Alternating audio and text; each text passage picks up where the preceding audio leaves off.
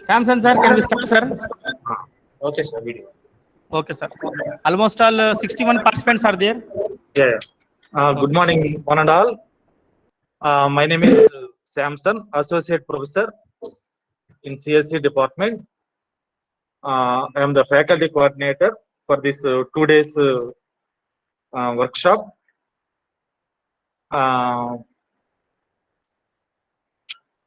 Dear participants, firstly, respected HOD Sir, Dr. Subbareddy Garu, respected Mr. Zubair Basha, faculty sponsor, KHIT ACM student chapter, and respected resource persons, Dr. Krishna Kirti Garu, MJ College of Engineering, Hyderabad, and respected resource person, Dr.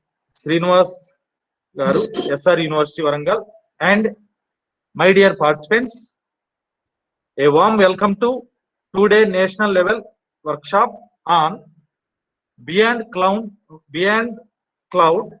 Edge Computing, which is organized by Kallam Hanad Reddy Institute of Technology in collaboration with KHIT ACM student chapter. Firstly, I would like to thank our college management, Director Dr. M. Umasankar Reddy Garu, Principal Dr. BSP Reddy Garu, HOD Dr. KV Subbareddy Garu,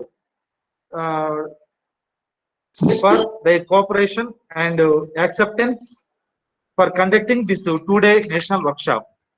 And I also thank KHIT ACM student chapter and Mr. Zubair Basha sir to arrange this workshop and for selection of an eminent resource persons, Dr. Kirti Garu and Dr. Srinivas Garu. This is the 2 days program. Session will start at 10:30 a.m. On the first day, during the session, attendance link will be provided in the chat box and the Telegram group. You should give your attendance. On the second day, you should give the attendance and feedback of this program. And after the session, you have the assessment test. You should complete the assessment test, then only you will get the e-certificate. Now, I am hand over this program to Zubair Basha sir. Thank you, Samson sir. Good morning, respected resource person, Dr. Krishna Kirti madam. Welcome, ma'am. As well, my dear colleagues, head of the department, principal, and director, sir. As well, all the participants from the various colleges who have been enrolled for our 2-day online national level workshop, Beyond the Cloud Edge Computing. I, on behalf of the ACM student chapter, leading the student chapter, right from last 4 years, this chapter was inaugurated under our aegis. Being a senior member of ACM, we have initiated this chapter in 2017, and we have been continuing this chapter in this Kallam Hanad Reddy Institute of Technology. Actually, ACM is one of a branded international student chapter, which provides the students for the growth of their careers as well as to understand the technical concepts behind in the computer science. So in this regard, our student chapter includes for every year around 30+ student members, international student members, where we will be offering them with the various posts, almost all like from 2017 to till now, this is the 4th year, we have been continuing this chapter and continuing with the ACM India chapter, with which we are providing and conducting so many events under the hat of ACM student chapter. In this regard, for every year, we used to conduct 10 to 12 programs in terms of online quizzes, in terms of online workshops, as well as some programs at our college, as well as some competitions and coding events, hackathon events, as well as some paper presentation events. Likewise, we used to conduct all the various types of events at our college. And due to this pandemic, we have been gone towards for the online programs. One among them is this is also one of the event for this academic year. This is the fourth event we have been considering for the from our student chapter. So I am very much happy to inform you that you for accepting our request to conduct of this event, especially Dr. Krishna Kirti ma'am from Muffahamja College of Engineering and Technology and Dr. Srinivas Jagirdar from SR University to act as like a resource persons. I welcome you all on behalf of our KHIT student chapter.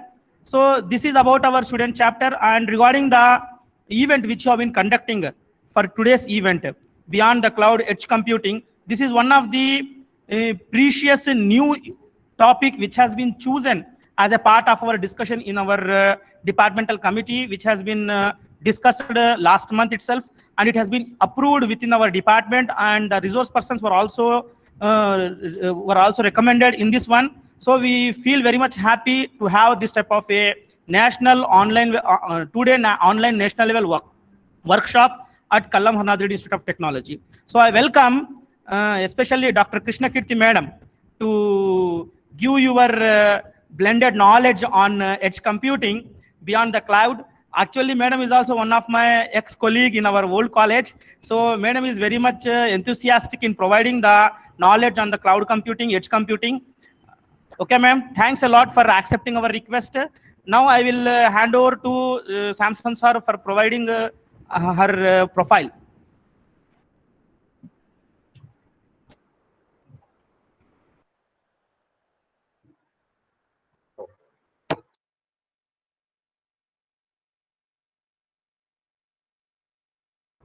Sir, please unmute, sir.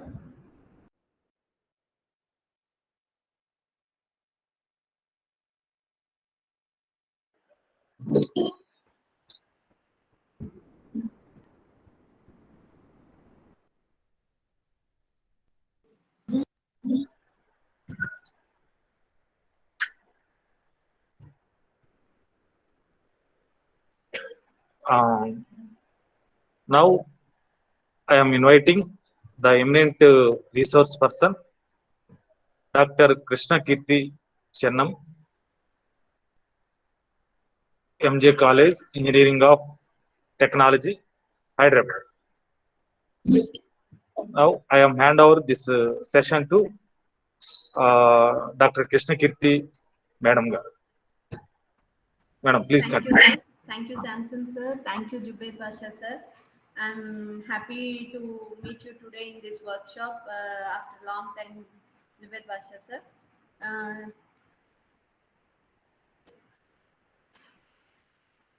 I am Dr. Krishna Kirti Chennam. I completed my PhD from Geetham University, and my research area itself is cloud computing, data security, and I am a AWS associate architect. Madam, excuse me, madam. Yes, sir. Little bit your voice is low, madam. Little bit high. Okay, sir. So. Can you hear, sir, now? It's okay, madam, but little bit. Okay. Okay. Fine. Yes. I'm a certified AWS associate certification from the Amazon actually, and I'm working as a Google Cloud facilitator in my college, and I completed the Google Cloud facilitation certifications also. And I'm happy to meet you all today, and we'll see the session now, how the cloud computing and edge computing, and what is the connection between the cloud and edge computing today. And we'll see one demo also in the AWS Amazon Web Services. Hope you will enjoy the session with the demo class actually. Yes, I'll share my screen now. Samson sir, please stop sharing so that I can share the screen.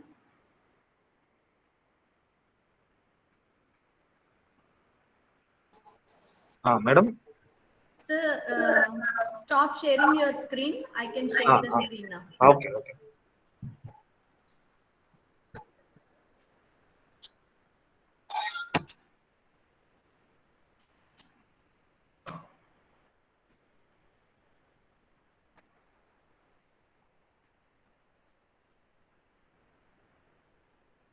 Yeah, today we are going to discuss about the cloud computing, and the agenda will see first. I'll discuss about what is cloud and why it is needed first.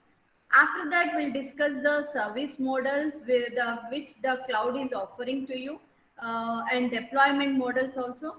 And I would like to discuss the different cloud providers in the market, like Amazon, Google, whatever the cloud providers are there. Just we'll see a glance of the cloud providers. After that, benefits, challenges, and disadvantages of the cloud. Next, we'll see the edge computing and its use cases also from the edge computing and how it is different from the cloud computing. We'll see on that. Last but not least, we'll see a demo on the AWS Amazon Web Services, and in that demo, we'll see how to launch the virtual instances and how to store our data in the Amazon Web Services. These two parts I am going to show in a demo. Is that clear, people? Yeah. Next, first we'll start with the white cloud. Yeah, white cloud. To understand this, we need to understand the situation that existed before cloud came into existence. So what happened back then?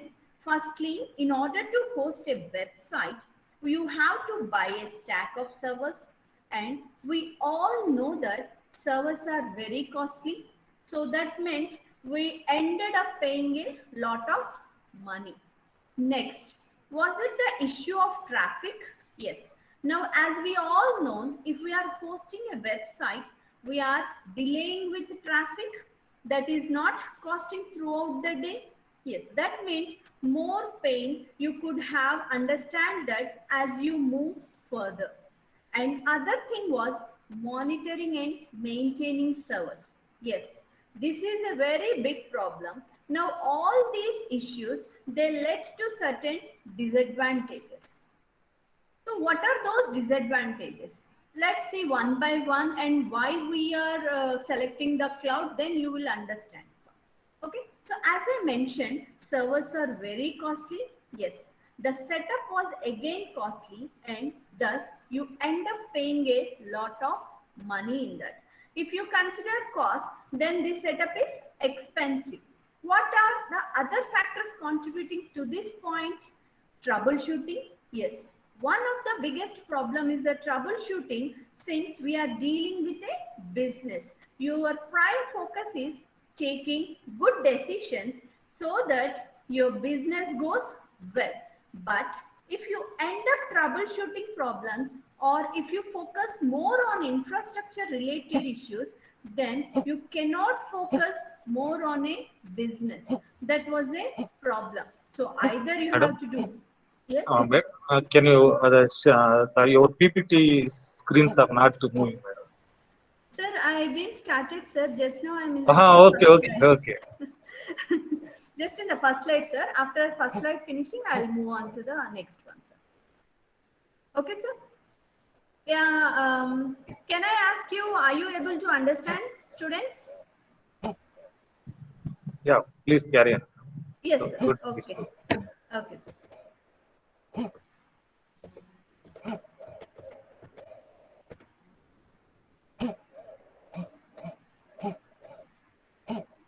So, as I discussed, the traffic on website is never constant. And since it varies, you are not certain about its patterns.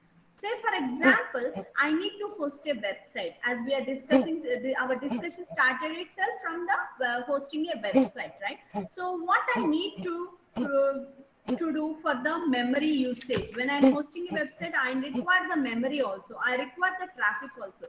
Based on the traffic and the varying of the traffic, there would be a high traffic where if and the data consumption is also high. What about if the traffic is low and we are not actually utilizing the servers? So we have to end up maintaining the servers here with the more money, even though we are not utilizing those servers, right? So scaling was an issue here, because by maintaining the physical servers, the scaling will be to maintain the scaling, we are ending up paying the lot of money here. Apart from that, important point we need to consider is the data generated. Now, if you take a look of amount of data generated after some days, it will be huge. This is another reason why cloud become so important. As I mentioned about data, and all you people know, before pandemic itself, we started shopping online and all. But when the pandemic started, our usage of online has increased a lot. I can say that it is increased more than 100% than the previous usage. We do shopping in online, and nowadays we are purchasing food also through Swiggy, Zomato. Ebooks we can do, bookings, reservations, whatnot. Everything goes online nowadays. So when every information required, we are getting everything from online. What ends here? Lot of data is generating. All this considered as a digital data. So before back days, what you used to do? You used to do a verbal communication or paper communication. But now everything is a digital data. How to maintain that data? So obviously everything is in a cloud. So we have to store the data in the cloud because we can't maintain that data. When the amount of data is huge, right?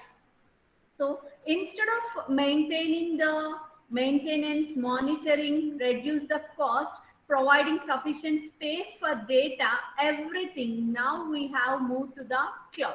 This is the reason why we require the cloud. Is it clear? Yeah.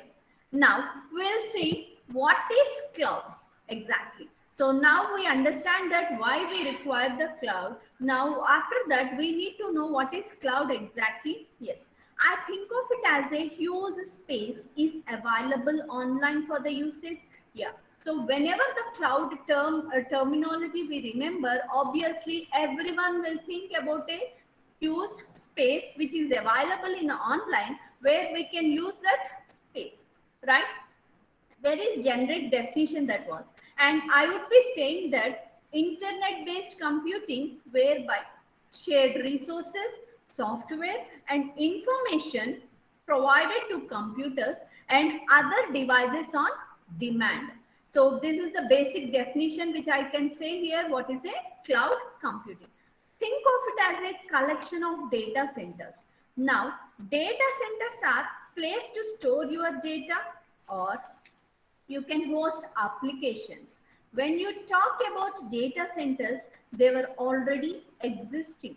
So what cloud do differently was it make sure that you are able to organize various functions, managing applications, resources properly by combining all these data centers together through a network, and then providing the control to use these resources to manage them properly. To make it simple, I would say group of people or group of organizations bought these servers, storage places, and own networks. All you have to do was go ahead and rent those resources only to the amount you needed and time you needed. Pay as used. So end up paying for the services you rented. You can save lot of money. Not only that, provides these service providers, they take off all the issues of security, maintenance, space, monitoring, so you can easily focus on business. Various characteristics of the cloud computing we can see here is: one is remotely we can host the servers or infrastructure. Ubiquitous, where data or services are available from anywhere. Commodified, where utility computing model similar to the traditional, which is we can use gas or electricity like that, all those utilities, and we will pay for what we used or what we want actually. So summarizing the cloud computing now, storing data applications on remote servers, processing data or application from servers, accessing data or applications via internet. Let us consider one example. You have chosen infrastructure somewhere in the USA and you are in India. You still have access to all resources that is there in US, what you require. So how you can access that in from USA? You are in India, you want to access from USA, what you required actually?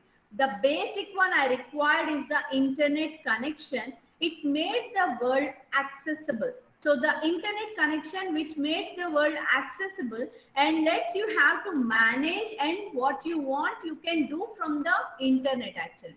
So for to maintain the cloud, what you require basically, I required that is a internet, right? Shall I continue? Ma'am, can you please make it full screen, ma'am? You didn't see the full screen. Yes, I'll do it as a full screen now. You please, madam, everything is fine. You can now continue, madam. Yes, sir. Is it visible, sir, now in the full screen? No, madam, not yet. No, madam. You have gone to the next slide, Yeah. but Is it, still it is not full mode, madam. now, sir? No, madam. I'm able to see the full screen, sir, here. In here, Samson sir, are you able to see, sir? I am unable to see. No, sir. Here also, it is not in play mode. Yes, madam. You put in slideshow mode, madam. Yeah, and I kept in the slideshow, sir. Once again, I'll Yes. share the window.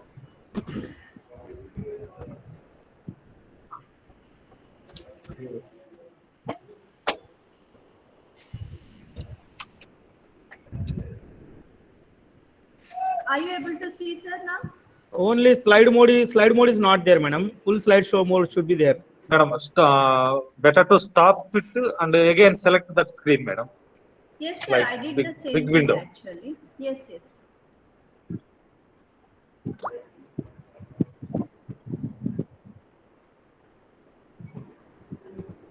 Yes, sir. I'm able to see the screen. You have to share that screen, madam. Yes, sir. Stop I'm sharing the same screen. One second. I'll share close that the. window. Yes. Yes. Stop that I'll close sharing. the. Yes. Then share.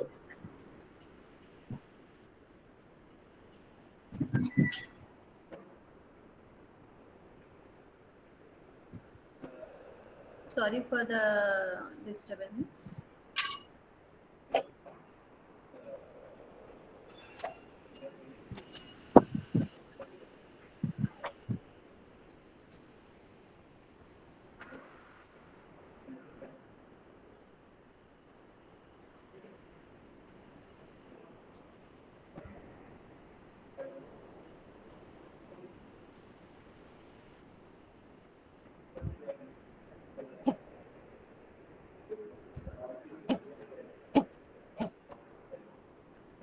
How about now, sir?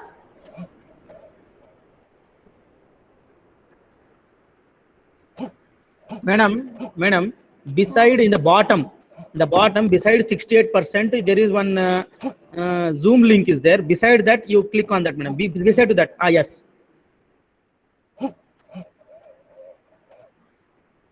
No, madam, not that. This one. Yes. It's not fitting to the window actually, but Okay. when I am doing the slideshow, I am able to see the slideshow only. Madam, Sir, at the time of sharing, you have to select that slideshow screen, madam, not this small. Yes. Okay. Got it.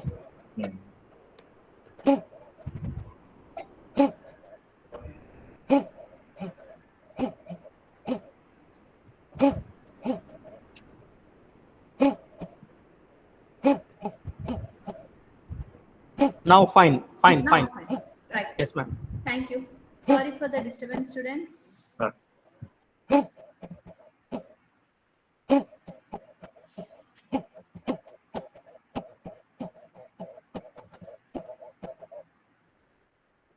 Okay, carry on, madam. Right. Yes, sir.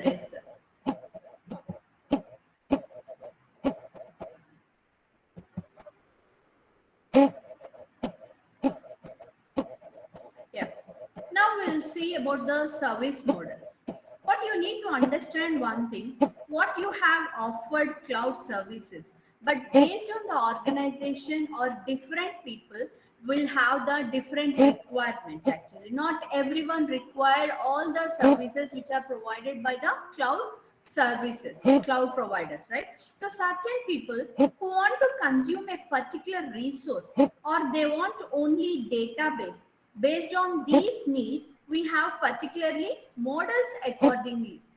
The first one we'll see about there are three basic service models are there. One is the infrastructure as a service, second one is the platform as a service, third one is the software as a service. Now we'll start with the software as a service. Basically, you are consuming a service which is already being maintained and handled by someone else. To give you a valid example for the software as a service, is consider a Gmail. All you do is you send mail to people and you receive mails. The functionality here is you just use the service. You don't have to maintain upscaling, downscaling, security issues, and all those things actually. Everything is taken by the Google, right? All we look into is consuming the service. This is the best example for the software as a service. Next one, platform as a service. Here we provide a platform to build our application like Google App Engine. You can create an application and keep it on Google App Engine where others can use it. So you are creating an application in platform, right? So Google App Engine or Amazon.com, all these are the examples for the platform as a service. Infrastructure as a service. Infrastructure is provided to you and you can create the applications inside that one. You can choose operating systems, virtual servers, everything under the infrastructure as a service. As I said that we'll see a small demo on launching a virtual server or launching an instant in the Amazon Web Services. That comes under the infrastructure as a service here. Okay, and we are storing some photos or our documentation in the AWS database. That comes under as a software as a service, right?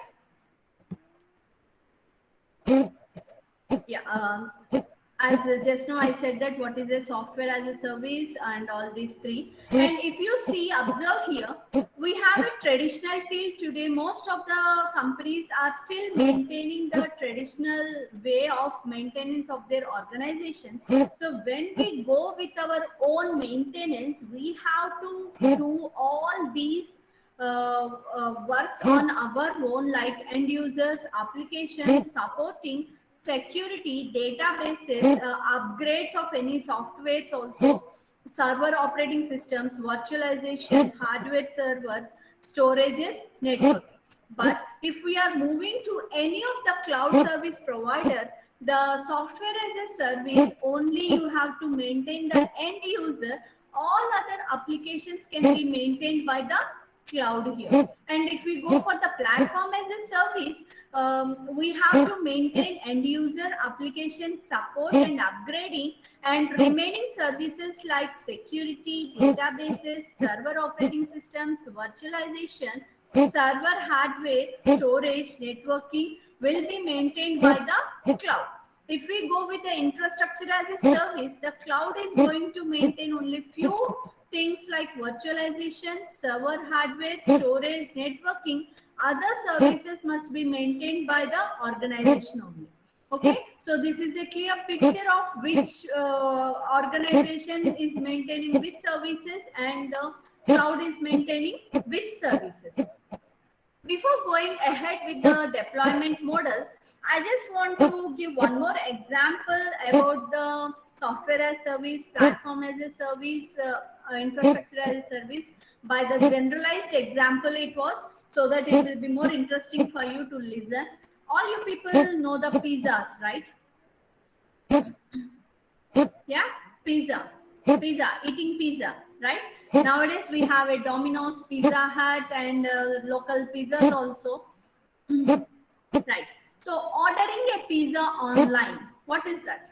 Ordering a pizza online, what we'll do after ordering that pizza, take a delivery at home and we will eat that one, right? So what is that type of a application we can say? We are using that software as a service and getting to our home only and we are using that one, right? So that is a software as a service. Next, we are going to Domino's example. We are going to a Domino's restaurant and eating a pizza at Domino's in a which it comes under a platform as a service. We are using that platform and we are having that pizza.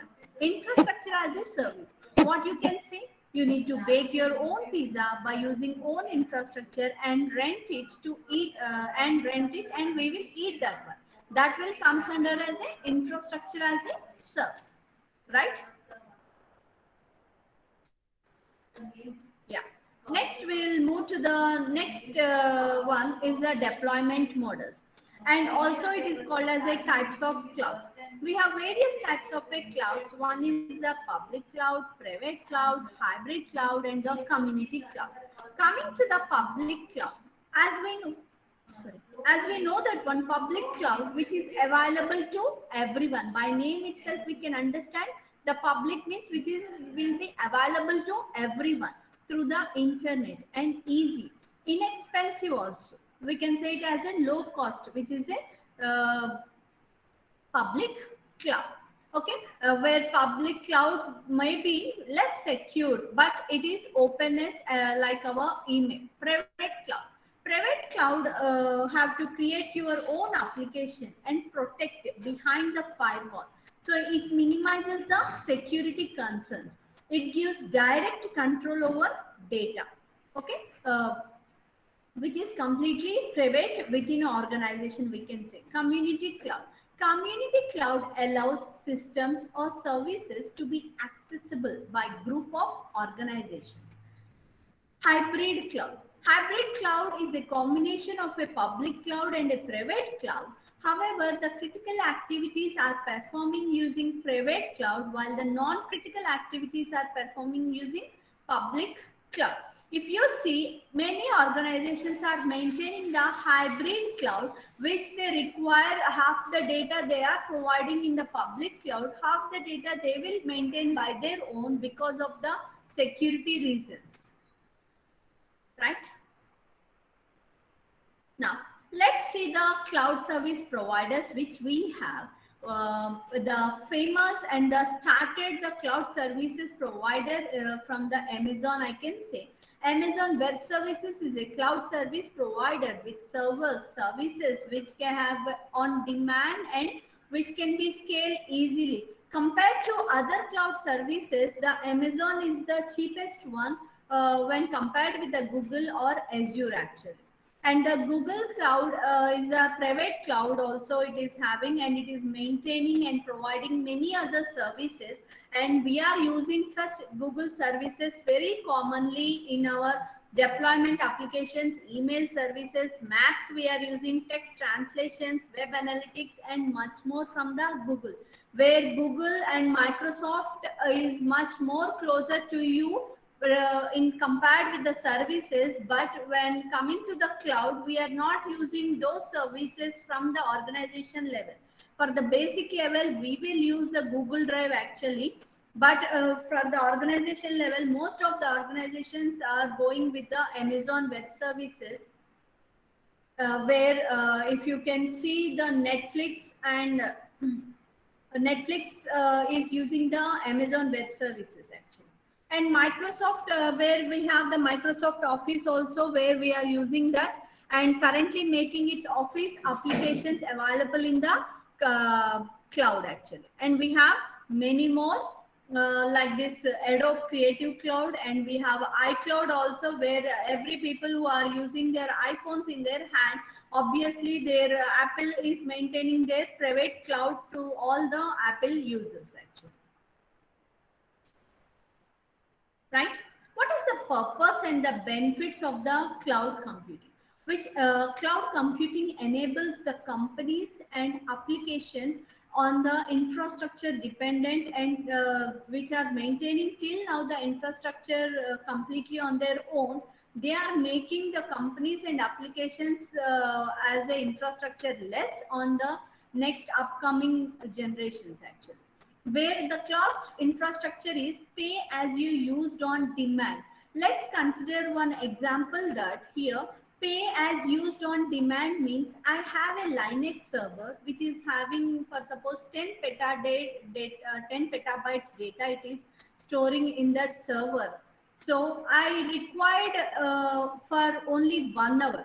What about other 23 hours? I'm not using that server, but still if I am maintaining that as a physical server in my own space or organization, I have to purchase that one. But per day, if I am using only 1 hour that Linux server, that too with 10 petabytes data, then is it worthy to purchase that server physically? No. We require to pay only for 1 hour for that particular memory for the Linux server. That is, we can say it as a pay as used and on demand only we are paying for that server, where we can reduce completely our capital and operational investment. There we can lead to the big savings here, where the clients can put their data also on the platform instead of their own desktop, because maintaining the huge data, again the memory space and space required for our own PCs or servers or for the organization maintenance, which leads to a very costly actually. So instead of that one, nowadays all the clients are maintaining their data in the cloud. They can put in their applications also on the cloud, use the servers within the cloud and processing the data and manipulation. What are the various opportunities and challenges which are providing for the cloud now? It enables the services to be used without any understanding of their infrastructure. For me, I am a client actually. I want to use a particular server with some particular data. There is no need to understand that infrastructure. I can ask the Google cloud service provider to access or to maintain for me. I can easily use their infrastructure actually, where the cloud computing works using economies of scale. The cost would be only on demand pricing. Vendors and service providers claims cost by establishing an ongoing revenue stream. And data and the services can be accessed from anywhere, because if we have internet, that is sufficient to access the data or the applications from anywhere from the entire world actually.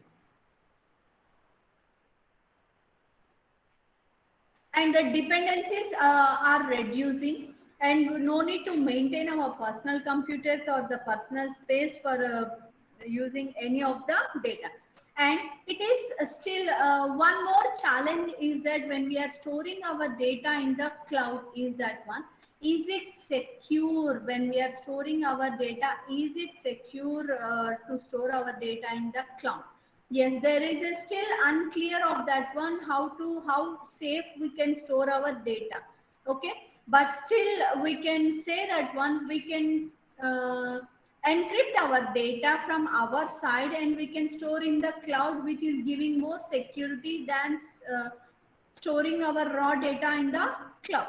Okay, so we have that one more challenge. Still the data security is still day by day they are doing lot of research on the cloud data security actually. And there are other issues on policies and access, that if you store our data, who can give the access? And if you are storing our data in the other country, for suppose, and which policy we have to follow, either with that abroad country policy, or if we are in India, our Indian policy, and how to access those files, how the remote servers, if it is goes down, what will happen, we may think of that. Yeah. And how if we lose the data unexpectedly, or if any accounts are logged, how to access that one? These are the challenges or issues nowadays the cloud is facing actually. And what are the benefits of cloud computing? I can say strongly that saving the money is the first benefit from the IT industry or the health industry or telecommunications industry. They are saving a lot of money when they started migrating their data to the cloud, and which is very scalable and flexible to any of the company to maintain their data or applications in the cloud. It is reliable also to use the cloud actually. If any disasters, we can easily recover the data if we store our data in the cloud. And it is maintenance free, because the third party cloud service providers are maintaining our applications, scaling up and downscaling everything by the third party providers. It is mobile accessible, where we can access our entire applications or the data from anywhere from the entire world here. What comes to the disadvantage? As I said that we require the simple internet connection to access that one. If we don't have any internet connection, then we are gone and it will be a blank one. We cannot go further step because it's a dead end there. Okay, so basic one we require is the internet connection to access the cloud. Without internet connection, no need to think of the cloud itself actually.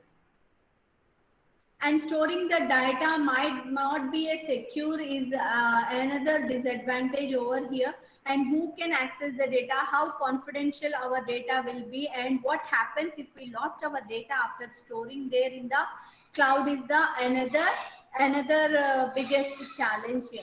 So how to put the cloud and how to reduce the risk by storing our data in the cloud, we have to see that.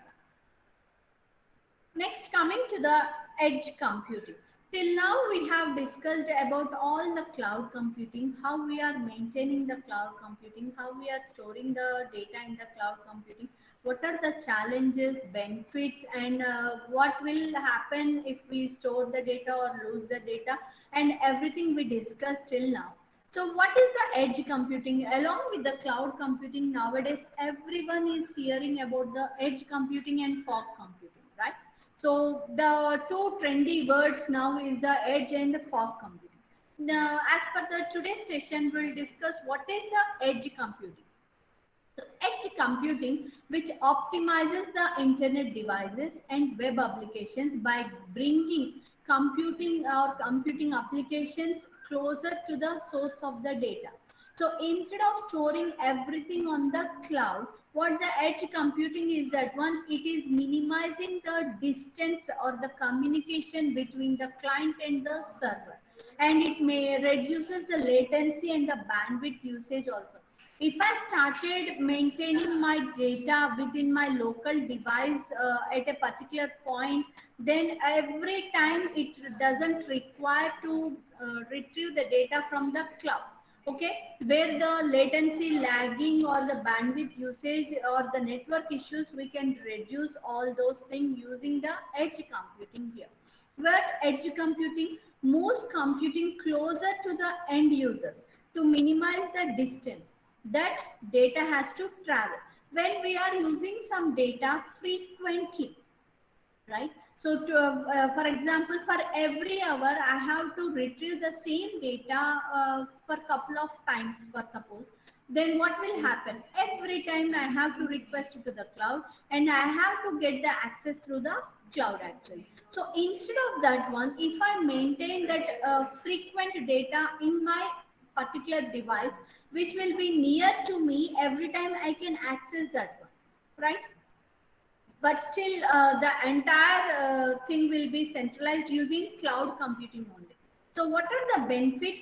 We can still reduce the cost, we can increase the performance, we can decrease the latency, decrease the bandwidth use, and which is related to the cost again, and decrease the server resources and associated cost also.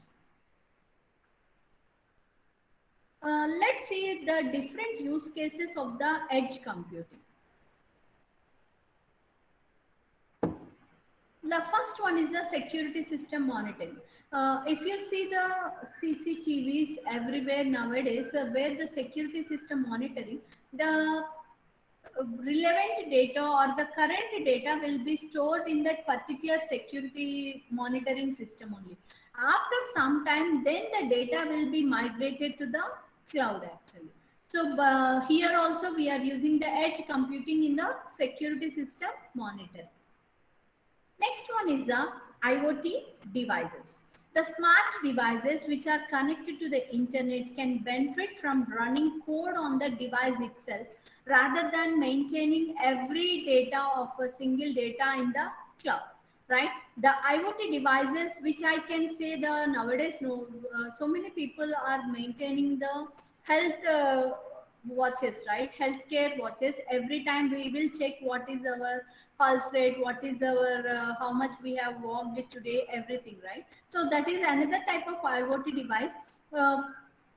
For 24 hours, if we maintain the data in our hand itself, and later after a week or 10 days of a time, then we will migrate the data and store in a database, then we can remove that one. This IoT devices also maintaining the edge computing. Self-driving cars, because every time if you see if the instruction is coming from the cloud database or cloud server, every time there will be a lag between the driver or self-driving at that point and the visual, right? So instead of that one, the autonomous vehicles need to react in a real time without wasting their time actually for the instructions from a server. So the self-driving cars comes under the edge computing, which are maintaining the servers or request or the vehicle data inside the vehicle only. Medical monitoring devices, which really requires that one to respond in a no time without maintaining for the instructions from the cloud server. Next one is the video conferencing, where we can reduce the bandwidth actually, and we can reduce the lag and latency between the video which is retrieving from the server or from the instant device actually. So these are the various applications we are maintaining, we are using nowadays in the edge computing here. Yeah, let's summarizing the edge computing here. Early computing are the centralized applications only running on a isolated computer. Personal computing, which are decentralized applications running locally on the computer. Next is the cloud computing, centralized applications running in a data center. Edge computing is centralized applications running close to users, either on device itself or on the network edge here. Yeah. Next, we'll move to the Amazon Web Services. Before moving to the Amazon Web Services part, I want to know if you have any queries. After clearing your theoretical queries, then I will go to the next that one. So if you have any queries, yes.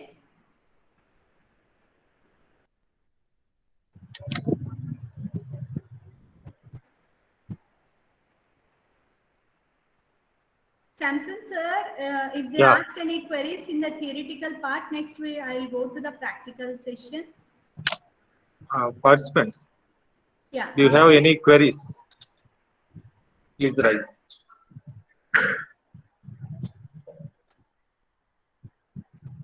Okay.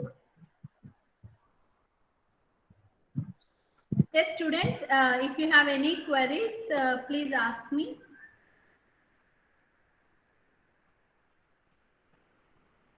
We understood so far. Okay, thank you, Sangeeta. Nice to hear that one. Okay, let's move to the real time then. Before showing to the real time scenario, just I'll make you understand the terminology of the Amazon Web Services. Hope it will be helpful for you when we go and start the Amazon Web Services. Okay, Till now you know that one Amazon is maintaining a cloud and we can store the data. That's all you might people have know that one, right? So the Amazon cloud is nothing but your Amazon web services. There are various web services which are providing by the Amazon actually. So first one is what you have to understand is what is the Amazon web service. It is a cloud provided. They provide you with servers, services where that you can use on demand and we can scale easily also. And Amazon has revolutionized IT over the time. And the biggest websites in the world nowadays are using the Amazon web services. One is the Amazon.com. But obviously, the Amazon.com has to go with the Amazon web services because they both are the same under the same tree. And next one is the Netflix actually. So you are very familiar in the lockdown in the Netflix, I guess. So the Netflix is also using the Amazon web services. These are the various deployment services, models, applications, and foundation services, and many more are adding day by day from the Amazon actually. Among all these services, as I said, I will discuss the Amazon EC2, which is Elastic Compute Cloud. Amazon Elastic Compute Cloud, we will see that one. What the Amazon Elastic Compute Cloud will do is that one, it will launch the instances. In the instances, how much data you want, what type of operating system you want, and do you want to encrypt your server or you don't want to encrypt your server, or do you want to maintain any firewall to your server of incoming and outgoing traffic, or do you don't want to maintain that firewall also. So all these will cover in the Amazon EC2, that is your Elastic Compute Cloud. And after that, we are going to see the database, which is Amazon.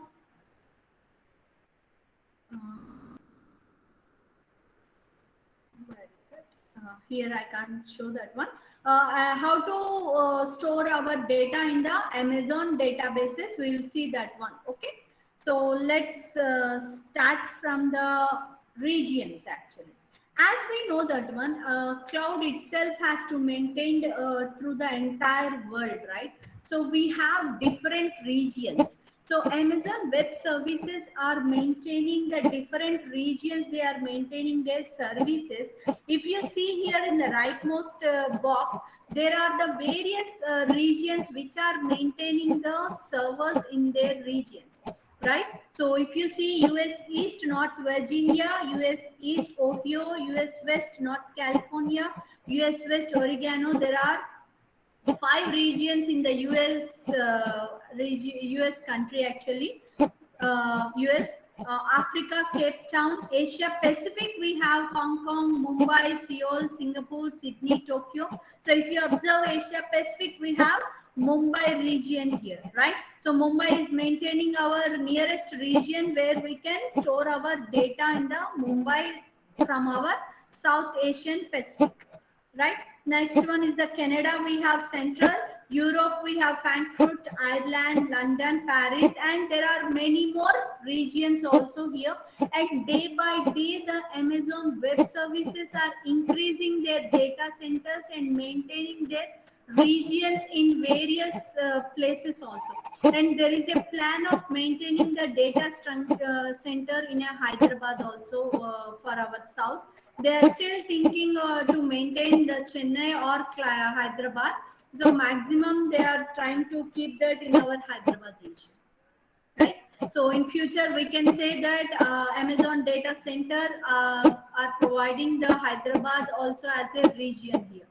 Okay. So after selecting a region, so which region we have to select is the one of the biggest challenge over here. So which region we have to select? If we select the nearest region, right now I am in Hyderabad, you are in the Guntur, right? So which is the nearest region for both of us? For both of us, the nearest region is the Mumbai. Okay, so we have to select the Mumbai so that our network bandwidth and the latency which will be minimal this one, and we can store or retrieve our data easily, or we can use the services from the Mumbai easily. No, I want to maintain my data in the US East. Then at that point of the time, because I want to maintain my application in the US East, then US people has to retrieve the data from their region. Then I have to select the US East Ohio or North Virginia. Okay, so if I am maintaining for our purpose where my office is located in Hyderabad or Guntur, then I have to select the Mumbai region, which will be easy for my communication here. Okay, so according to that we will select the regions, and in every region we have the availability zones. The Amazon Web Service itself, by default, it will give the availability zones in a particular region. The region must be selected by ourselves, or the Amazon Web Service by default it will give any of the region. But the zones, if you want any particular zone also we can select, but most of the time Amazon Web Services is providing the availability zones. Usually we'll have 3 availability zones. The minimum availability zone is 2, maximum is 6. If you see here, for the AP Southeast 2, we have 3 availability zones. It mentions like AP Southeast 2A, AP Southeast 2B, AP Southeast 2C. Each availability zone is one or more discrete data centers with redundant power, networking, and in the connectivity. They are separate from each other. They are isolated, means availability zones itself are isolated from each other, where any of the disaster will happen, the other 2 availability zones will react in no time to handle this disaster situation actually for that particular availability zone. Let us consider if AP Southeast 2A is down with some earthquake or somewhere, then immediately the 2B, 2C Southeast will maintain that Southeast 2A applications or data at that time. Understand, till the AP Southeast 2A will recover here. And they are connected with a high bandwidth with low latency networking. And next one is the IAM, which is the most important part in the AWS service. IAM is nothing but identity and access management. At this point, we have to know that one to whom we have to give the access in the particular organization or in any account. The IAM is divided in 3 roles. One is users, groups, another one is the roles. Every person, every organization will have one root account, where that root account is most important, where we should not share those information to any of that one. We can maintain any number of accounts under the root account, where the users must be created with proper permissions. So the root account will create the users or the account users under that one by giving some proper permissions. IAM is at the center of the AWS Amazon Web Services, and all the policies are written in JSON, JavaScript object notation. All the policies are written in the JSON only in the IAM. As I said that this is divided into users, groups, roles. Users means a particular physical person, only one person, we can call it as a user. Next one is the groups. Groups will have the teams like engineering, designs, functionals, admins, DevOps, which are all the groups bar contains the users here, and the roles here, internal usage within the AWS resource, right? For every part of that one, we require the policy. What user has to have the policy, which group has to maintain the what type of a policy, and what role is having a particular policy will be given from the root user only. And IAM user is a physical person. IAM role is the application. where we cannot share any of the IAM credentials to never ever to any of that one, and we cannot store or write those IAM credentials in the code also, and never use the root account, because if anything happens in your root account, then you may lose your data because of the root account. If you maintain or give access to the sub accounts or sub users or the clients every time, if any one person or one user lost their data, at that time the router by obviously will maintain the particular data in their account, so we never lose our data actually. This is the importance of the IAM. Next, another most important part in the Amazon is the Amazon Elastic Compute Cloud, where we'll call it as a Amazon EC2. EC2 is the one of the most popular Amazon web services. This I can say this is the first one where Amazon make it interesting actually, where here it is giving the services like renting virtual machines, storing data on the virtual drives, distributing load across machines, where it is called as a elastic load balancing, scaling the services using an auto scaling group, where the auto scaling group will maintain the inbound and outbound traffic. Okay, where knowing the EC2 is a fundamental one, how the cloud will works will based on the Amazon EC2 actually. Yeah, hands-on, we are, as I said that we are seeing the hands-on. So first in the hands-on, we are seeing the launching an EC2 instance, running the Linux system. We'll be launching our first virtual server using the AWS console. Next, we'll get a high-level approach to various parameters. We will learn how to start or stop or terminate our instance also. Right? And now, previously for the physical internet connections or somewhere or in your virtual connections also, the SSH network has to be maintained only in the Mac, Linux or the Windows which are more than the 10 actually, Windows operating system. PuTTY will have PuTTY network connection has maintained only in the Windows. It cannot be maintained in Linux or Mac. But when you are coming to the Amazon EC2 Elastic Compute Cloud, it can be maintained in any kind of a devices, Mac, Linux, and any kind of a Windows operating system also. This is the important part, and the this one where we have to understand that our EC2 can connect for any of the devices. Let's start the demo on the Amazon Web Services.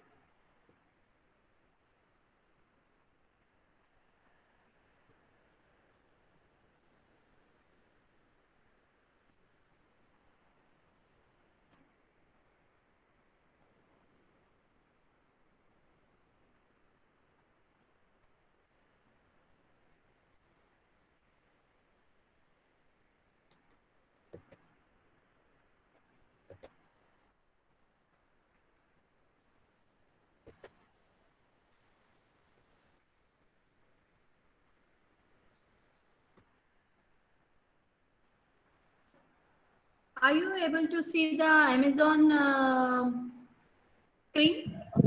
Yes, madam. Yeah, aws.amazon.com. Here we have to do our Amazon web. Here we can use our Amazon web services. I didn't sign in it to show how the sign in will be, and after signing the account, which type of screen you can see. To show that one, I didn't sign here. And I want to share one more point here. The Amazon Web Services, we can use the Amazon Web Services totally free for 1 year. Okay, so once if you take the account, you can use the Amazon Web Services for 1 year, and you can do all the practice sessions in the Amazon Web Services for 1 year. After 1 year, the charges will start. There won't be any free. Okay. Let's sign in first. Yeah, I'm a root user. I don't have any accounts because I'm maintaining this account for my own purpose. I'm not using for any organization here. Okay, so I'm root. I'm logging with. I'm trying to log in as a root user only. So this is my login address. And this is a new feature. Actually, the Amazon started recently, very recently, that it is asking for the type the characters as we are seeing in the on the screen. Actually, previously it was only login and password. Very recently, from I guess it is started from last 1 month or 1.5 months. That's all. Now I entered the password and entering into the Amazon console. Okay, this is how you can see. I will show all your services first. These are all the services we have in the Amazon Web Service. We have blockchain service also nowadays. Recently it was added, this blockchain, and the quantum technologies, IoT, analytics also it was added. So these are all the new features it was added. Previously we have a database and storage part and the computation part. Machine learning part is also added recently, means last 6 months only all these services are added by the Amazon Web Service, right? And now the first one we are going to launch the instant, right? So instance, before launching the instance, let's select the region first. As I said, we need to select the region.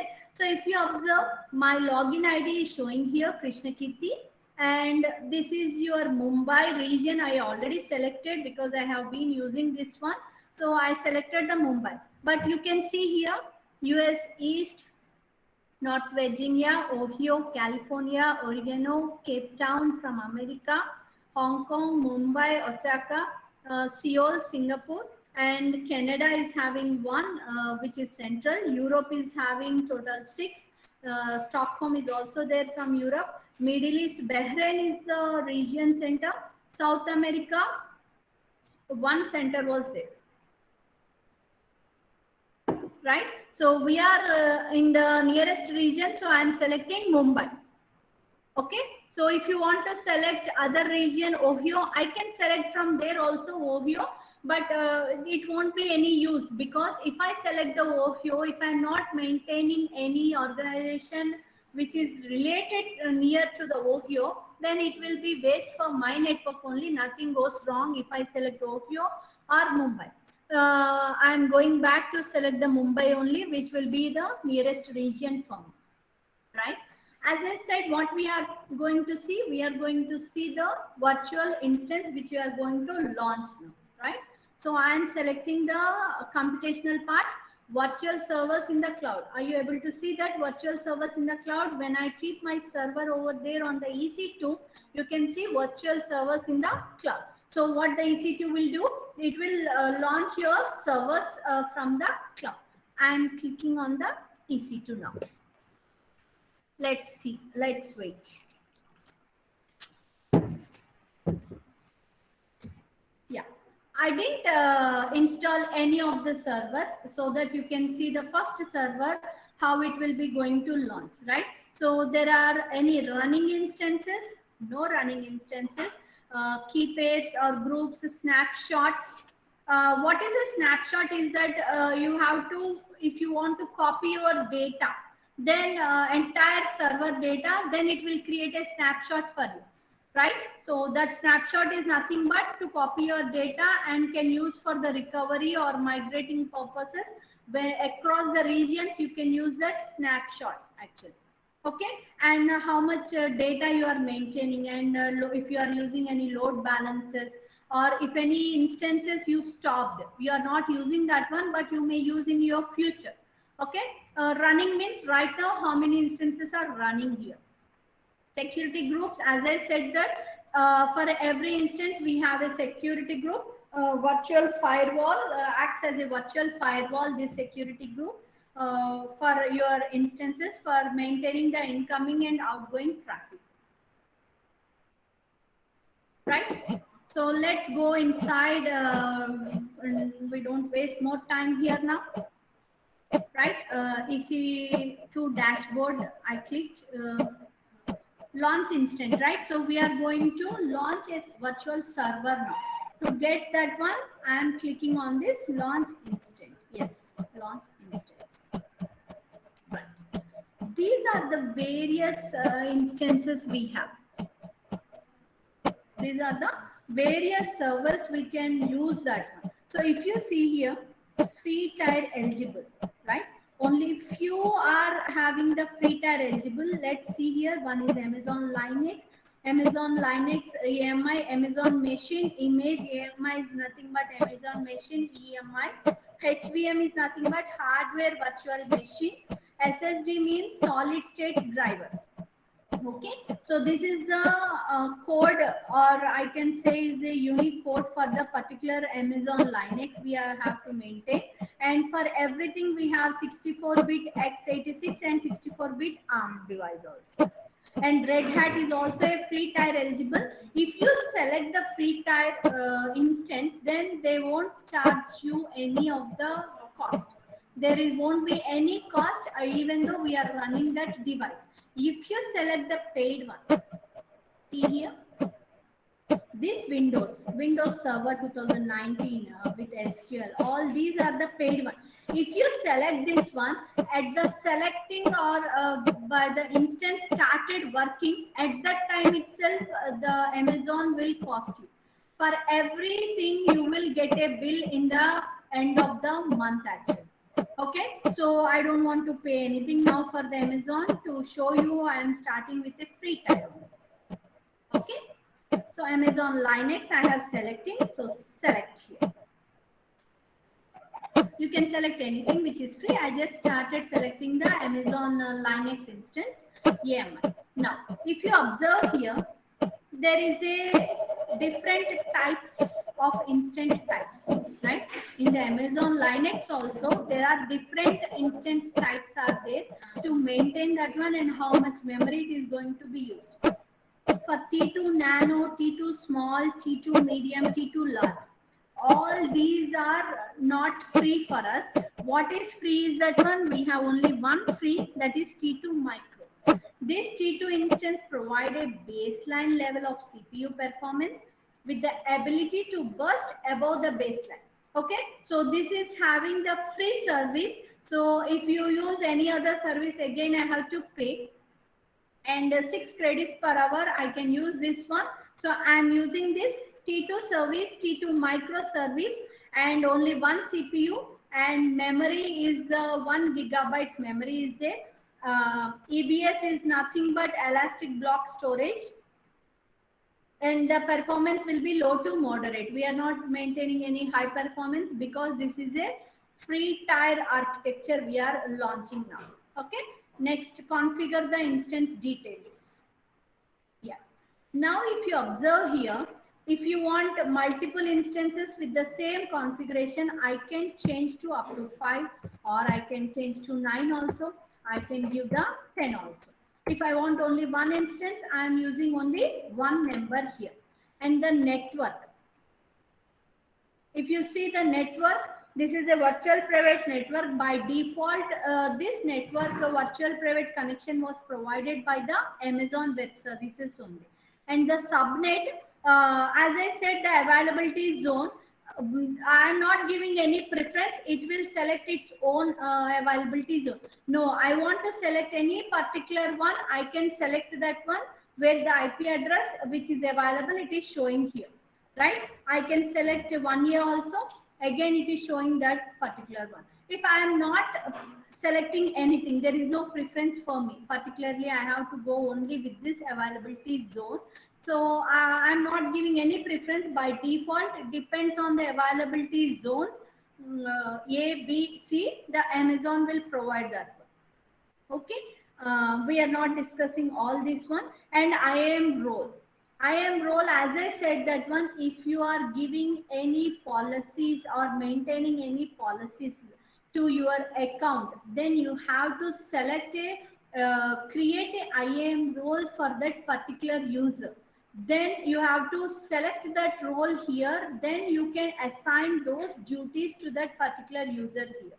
Okay, Now, shut down behavior. When you shut down your instance, what type of behavior you want to see there? You want to just stop your instance, or do you want to terminate your instance?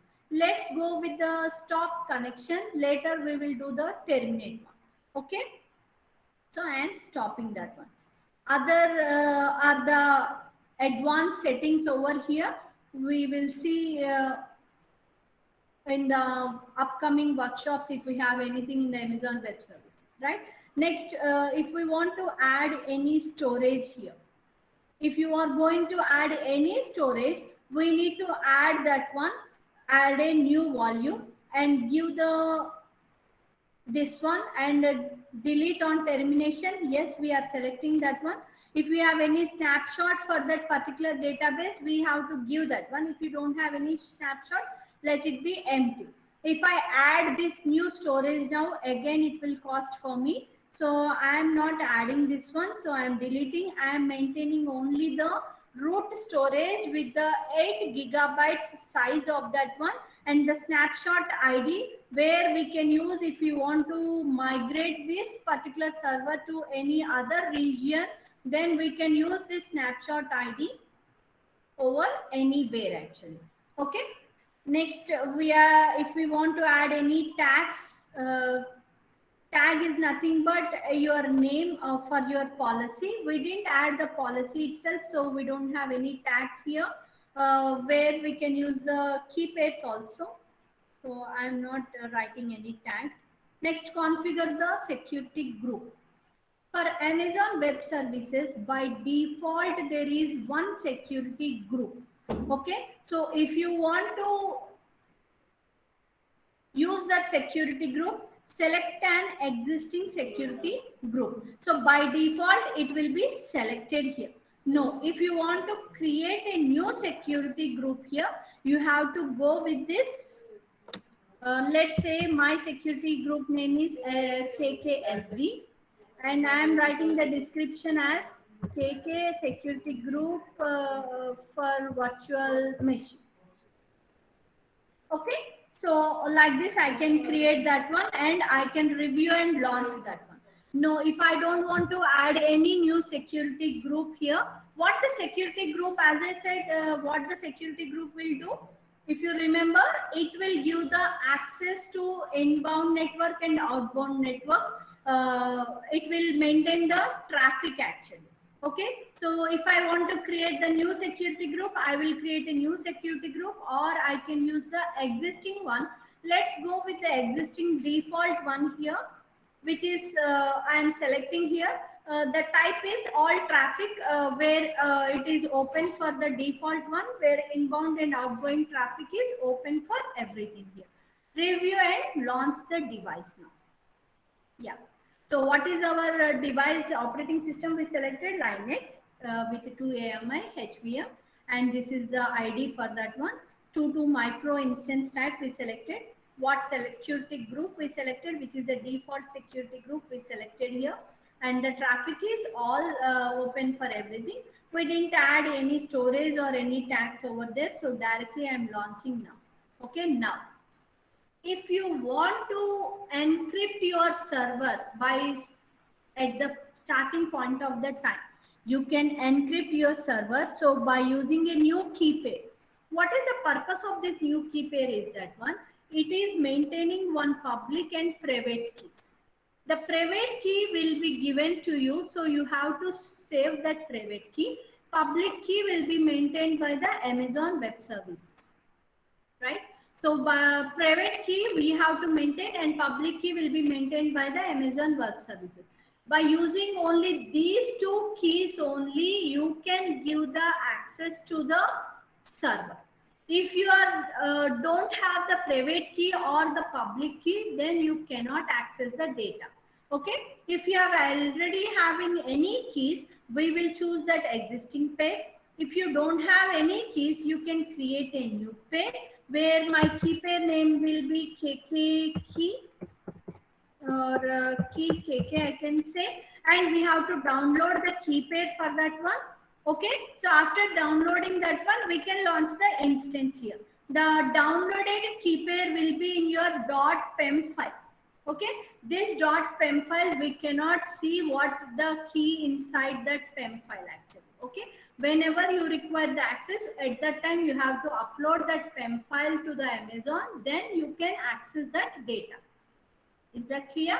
Now we can go with the proceed without key pair. Then only the Amazon will create the key pair, public key pair for that one. We are not encrypting anything from our side here. Now launch instance. Yes, view the launch log, right? Your instances are now launching. Go to that view launch. View instances. If you see here, the instance state is pending, right? Right now, still it is going to be launched. It is launch time. You can see here, 18 June 2021. Time is 11:55. Right? Security group name is default. Monitoring disabled. Public IP address. Public IP4 for the another one. If any elastic IP is there, availability zone it is given as AP South 1B. We didn't set any alarm status and we didn't check any status here. Type instance type is T2 micro. Is it running now? Previously it was pending. Now it is running. I want to change the name here. Edit KK Linux. Right. Yeah. So you can see the name here with the instance ID. And the instance state is running here with the T2 micro, right? Now, at the starting point, we thought of, we can see the actions also. What is my instance state? Right now it is running. I can stop the instance, right? If you didn't select any of the instance, you can't see anything here because there is no instance you have selected here. If you want to stop or terminate any instance, we have to select that instance. Now, instance type, I can stop the instance. Let's see after clicking the stop the instance. Yes, see, instance ID it is showing. That is my name KK Linux. To confirm that you want to stop the instance, choose the stop button. Yes, I am selecting the stop now. Successfully stopped.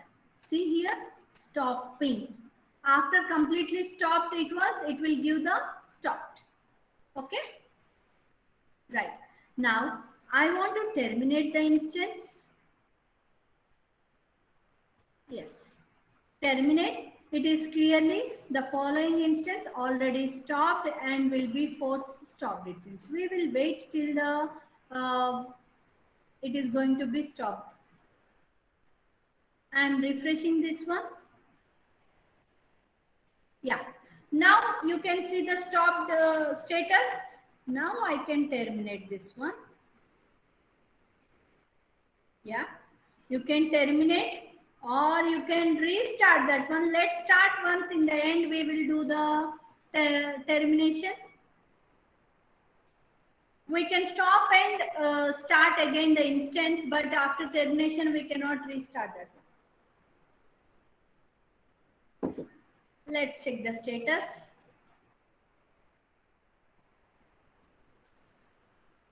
Still it is pending in that one. Okay, we can wait. Yeah, before it restarts, let's see one more service which is storage, simple storage, scalable storage in the cloud S3.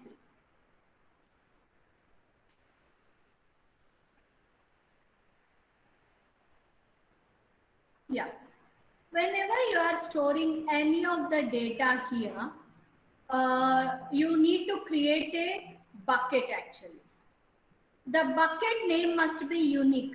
Unique in the sense not in your account. The bucket name must be unique overall in the entire world among all the regions.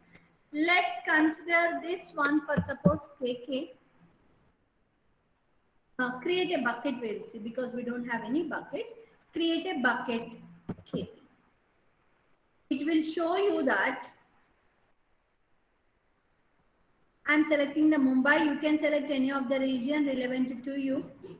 KK bucket. Yeah. Choose the bucket. Sorry, it's not choose the bucket. Let's create a bucket. See, bucket with the name same already exists, right? So KK bucket is a name which is already exists over there. So I will write today's date 1806. KK bucket 1806. Let's see that one. 18 is June 18th. Create a bucket. Hope it won't be there already. Yes. We don't have that name entirely. It is unique because KK bucket 1806 is my bucket name. Now, in this bucket, I can upload my photos or documents or any kind of a data which I want to store in the Amazon Web Service. Okay, so like this, I can create any number of buckets over here.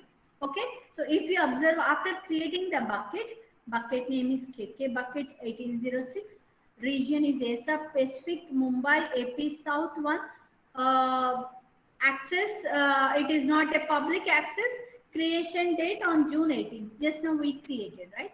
Let's upload something over here. Right. If you want to create a folder separately, or if you don't want to create anything, you can directly upload in the bucket. I just uploading one this one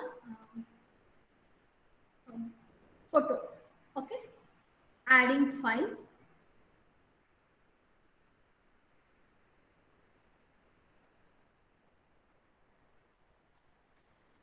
Yeah, on desktop I selected one image already.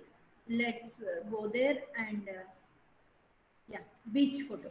This is a beach photo I'm adding here. Okay, right. My this one is added. The destination details I can see here, and permissions. If you want to change any permissions, only private, recommended, grant, public read access. If you want to give publicly, you can give public access, or if you want to keep it as a private, you can keep private, because usually it recommends the private access only. Okay, I am uploading this one. Now, one file uploaded, which is around 7.7 KB here, and close this one. Now let's see, we are in the bucket KK bucket 1806, and the photo is here. Let's click this one. Right, this one, right? I am clicking on the object URL. See, you cannot, others cannot see that photo because it does not appear, because it is completely under private one. But you people want to see what I uploaded right now. Let's see that one.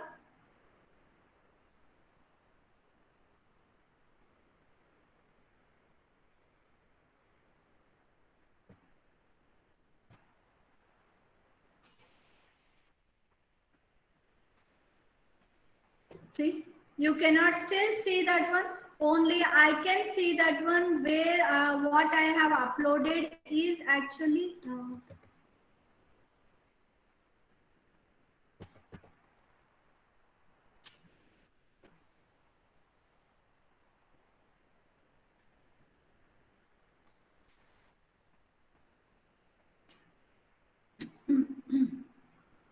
only this one I can see, this one no one can see. If I want to see this photo, I have to download this and watch this. What happened? There is some network issue. Okay, let's continue with this one. Okay, if I want to see that one, I have to download that, and then only I can see that one. For whoever is having these URLs or anything, no one is having the permission other than me to watch this photo. Is that clear? So if I want, I can download here. Let's see what it will download. Yes, it is downloaded.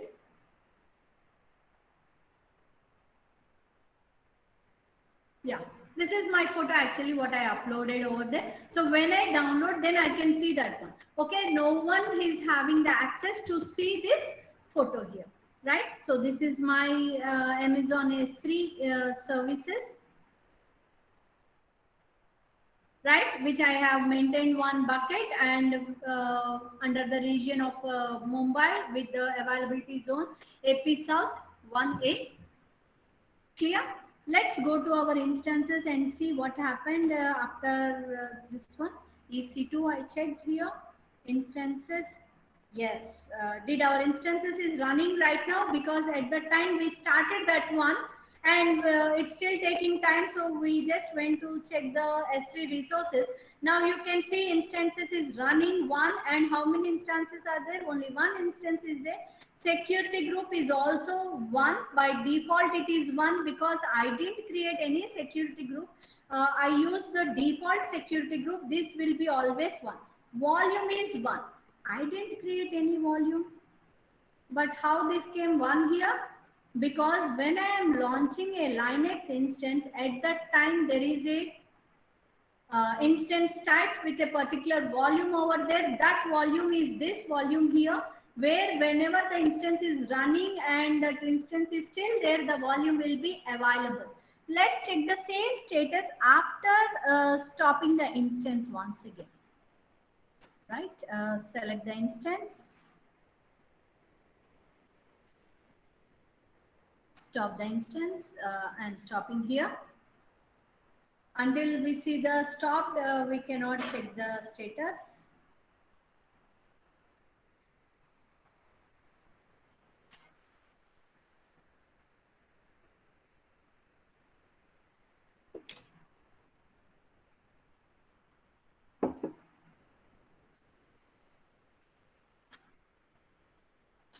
Yeah, it is stopped. Let's go back to that dashboard. You can see clearly the instance is running is 0, but still we have one instance, right? We didn't terminate that instance. That's why it is showing still that instance 1 is there. Let's terminate and see what will happen.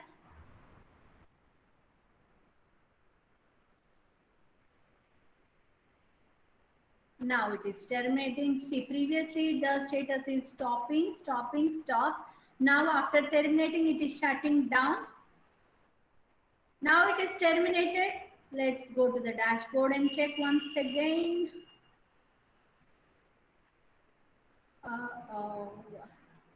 Volume, you can see clearly it is 0. Instance 1, it will take time to show the exact status, I guess. It's terminated right now. Yeah. Okay. Is that clear about the Amazon console?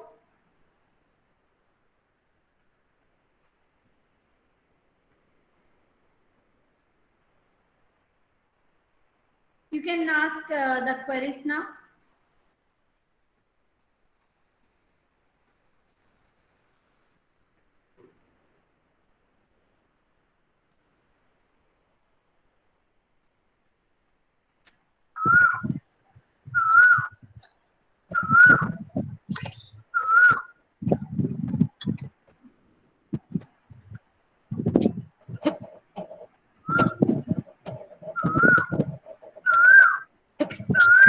Students, anyone is having any queries?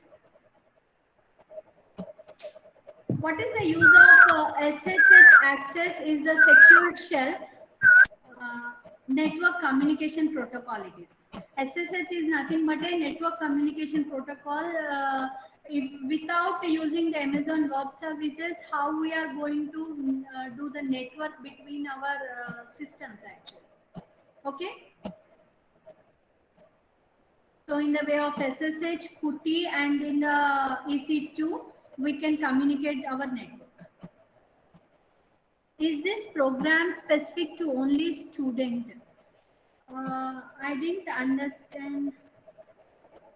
Anyone can attend. It's nothing like only students can attend this one. Anyone can attend the workshop, I guess. But who is this?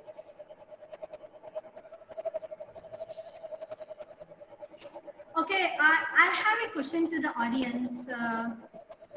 Hello, ma'am. Very informative session. How many such instances can be initiated in free Amazon account? You can launch nearly 15 to 18 instances, I guess. I didn't remember the number exactly. But if you are not using that instance, you can stop the instance. Then it won't cost for you. Okay, for a particular instance you can launch any number of instances, but make sure that all those instances are free. Yeah. Okay, Samson sir can answer that question as a person from Sangeeta. She's having some requests, Samson sir. Okay, let's go with other queries. Ma'am, can we get the PPT you have presented? Yeah, sure, definitely, Pravalli. I will forward the PPTs to to the sir. The Samson sir will forward the PPTs to all the participants.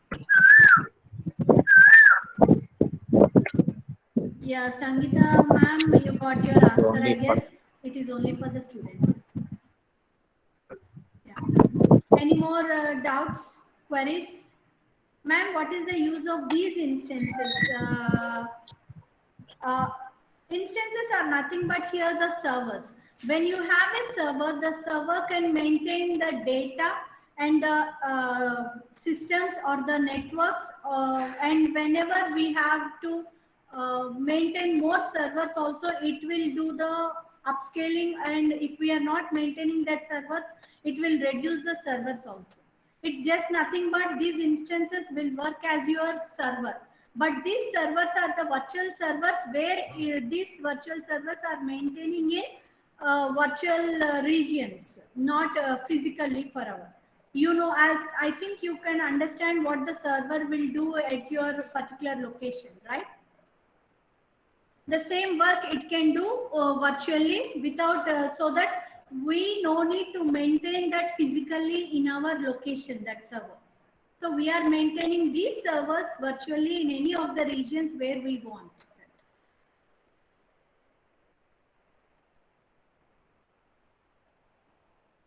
Yeah. Any more?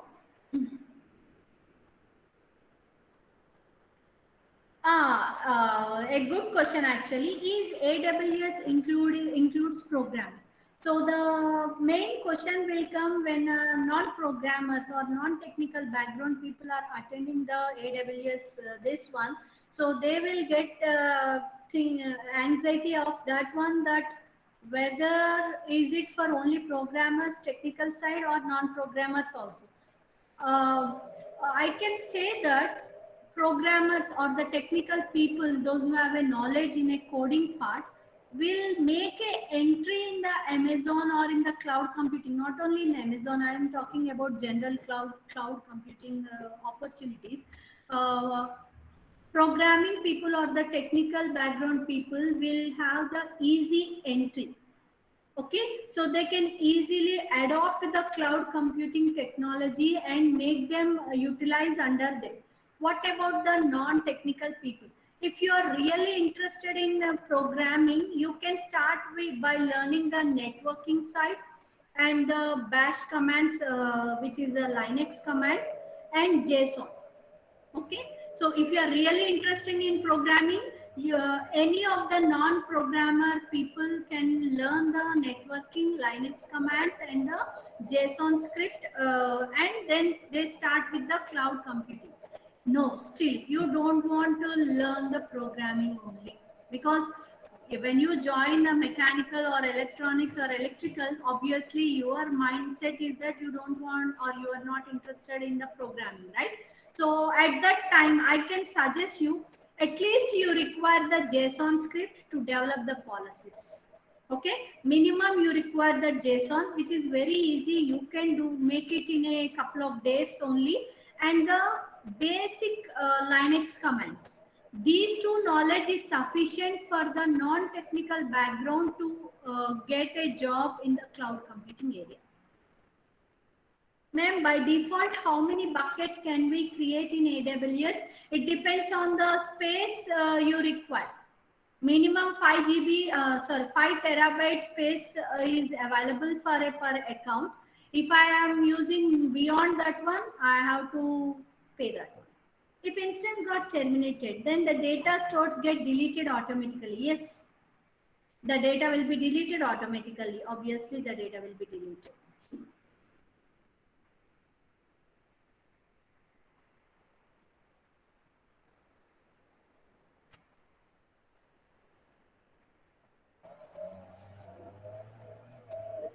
Any more? Yeah. Then how to get the data, ma'am? Any process? Yes. If I'm using an account, I terminated my instances by, unfortunately, I terminated instances without knowing you. Okay. Without knowingly, I terminated. Obviously, the root account will maintain the data of every account. So we can get back that. Okay, no problem. How to get the data? I already answered. How to be a certified AWS programmer? To be a certified AWS programmer, you have to learn the AWS Amazon Web Services completely. For every service, you can go with the paid one. Nowadays, so many outside institutes are giving the opportunity to learn, or you can go with the Udemy course also. But Udemy, by understanding the Udemy platform directly, is not that much easy as a student. So I can suggest you can go with any institute, learn the AWS, then you can pay for the AWS solution architect certification and get that one. And there is no prerequisite to get the AWS certified.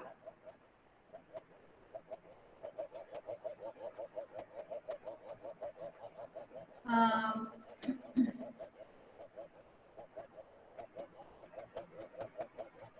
any more? Thank you, Sanju Shri.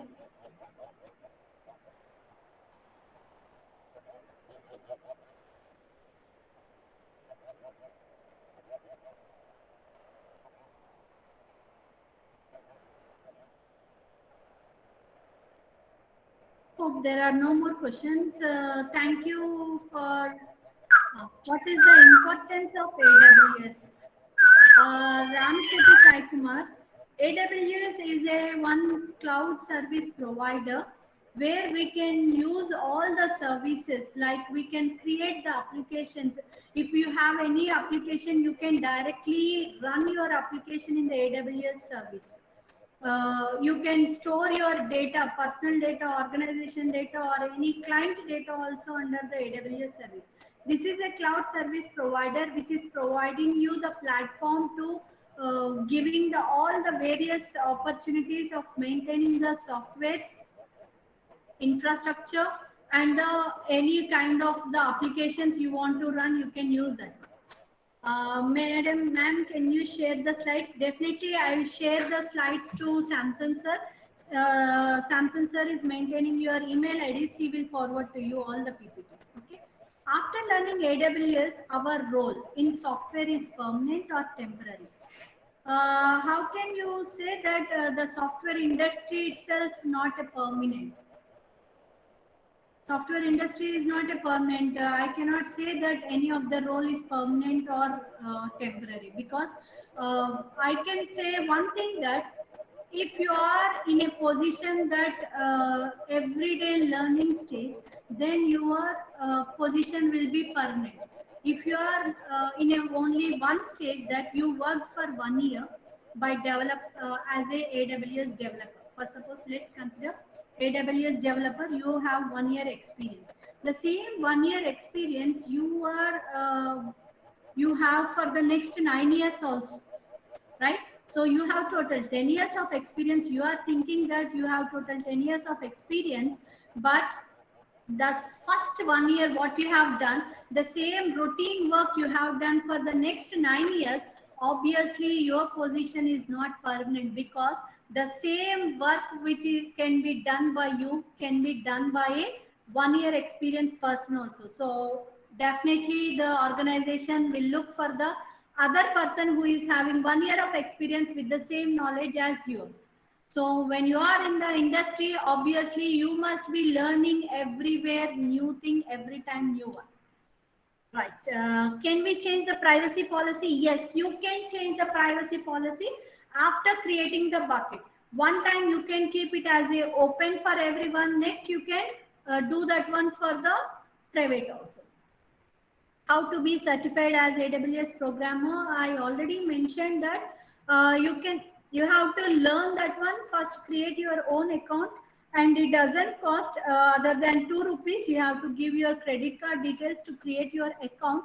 Nowadays we have so many YouTube videos, and we have the Udemy platform also, Coursera platform also you have, so that you can take those courses and start learning first. After you get a grip on that one, you can apply the book a slot for AWS exam and can take the exam actually. Ma'am, what are the future opportunities for cloud computing? We have many more opportunities for cloud computing as a cloud architecture. One second. We have a cloud engineer, cloud architecture, cloud developer, cloud administrator, practitioner, data engineer, machine learning, cloud networking, cloud specialist, cloud security also. So there are many more opportunities in the cloud computing, and as you know that one, every organization are trying to move their data or migrate their entire organization to the cloud nowadays. So we have a lot of opportunities in the cloud now. Whenever we think of a big data, obviously you have to maintain that data in the cloud only. No one can maintain such a huge data in their own places. So every organization require the cloud people, and they are maintaining separate department for the cloud, even though they are not related to the software, I can say. Let's consider one pharmaceutical company, as you are well known of Dr. Reddy's or Novartis or anything. You can say that one, these people are completely related to pharmaceuticals, right? So are they, do you have any opportunities for cloud? I can say yes, because every company, pharmaceutical also has to maintain their data, their users data, their clients data, and their medical data.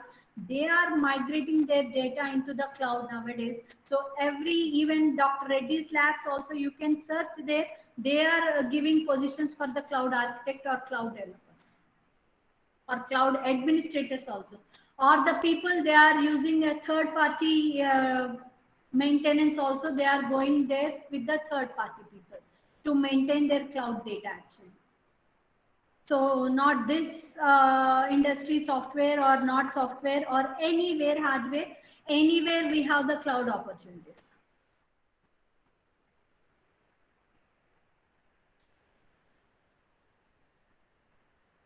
Any more?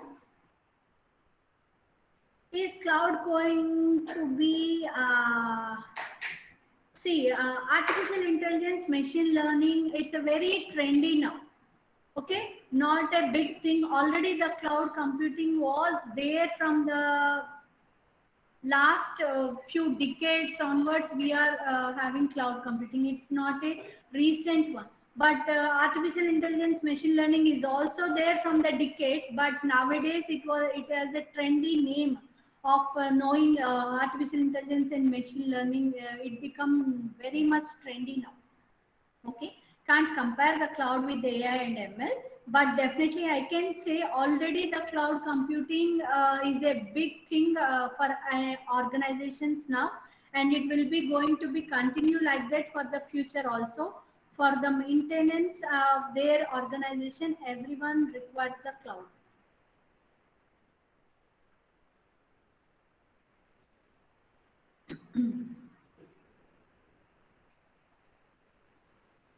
Is that clear, Ashwant? Right, thank you. Hope you people enjoyed today's session. Is it a big job provider for freshers? Sanju Shri, for freshers, as you are a fresher, as you are a fresher, freshers will have a wide range of opportunities. If you go in a narrow like a cloud, you have to be in a particular only cloud like that. Okay. So as a fresher, you have many opportunities, not only in a cloud actually. Okay, would it be better to learn cloud computing than other coding? It's not like that. You even in the cloud computing,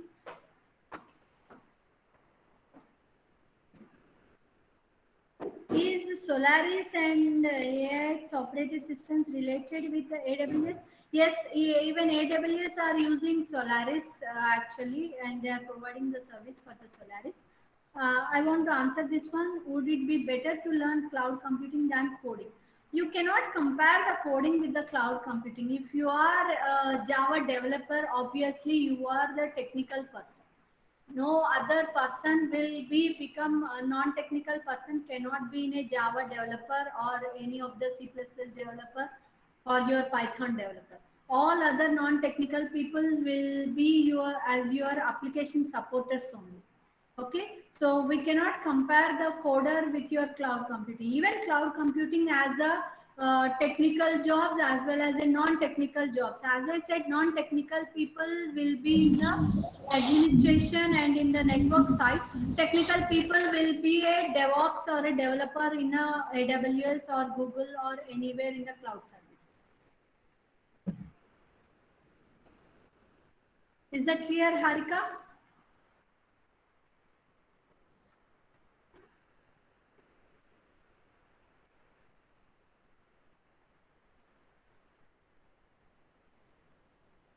Yes.